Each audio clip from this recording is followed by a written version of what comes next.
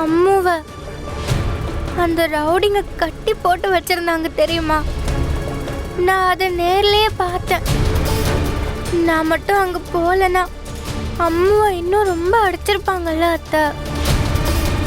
அம்மு ரொம்ப பாவம் அத்தை. அவளை யாரு ஓடி போய் கல்யாணம் பண்ணிக்க சொன்னது? இந்த மாதிரி எதிரிகளை சம்பாதிச்சு இப்படி அவதிப்பட சொன்னது?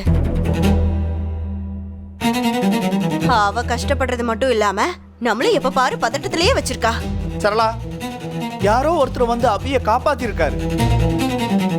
மகேஷோட அங்கிளுக்கு இருக்கிற பரிதாபம் கூட உனக்கு இல்லைன்னா கூட பரவாயில்ல. ஆனா எந்த சூழ்நிலையில எப்படி பேசணும்னு கூடவா உனக்கு தெரியாது?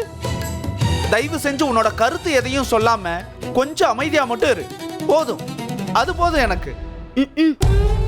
உள்ளத சொன்னா உங்களுக்கு கோவம் தான் வரும். எத்தனை வருஷமா இங்க இருக்கோம்? எப்பயாவது போலீஸ்காரங்க நம்ம வீடு தேடி வந்திருக்காங்களா? ஆனா அபி வந்த உடனே கையெழுத்து போட கூப்பிட வந்தாங்க.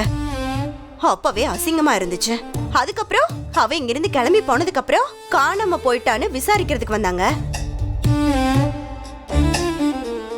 இருந்த கொஞ்ச நஞ்ச மரியாதையும் போயிடுச்சு. எதுவுமே உங்களுக்கு அவமானமா தெரியாது. ஆனா நான் பேசுறது மட்டும் தான் உங்களுக்கு தப்பா தெரியும்ல. நம்ம வீட்டு பொண்ணுக்கு ஒரு பிரச்சனைன்னா நம்ம தான் எல்லாத்தையுமே சந்திச்சாகணும்.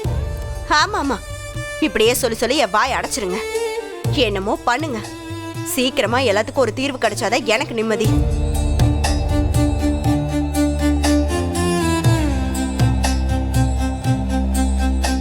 மாமா, என்னம்மா?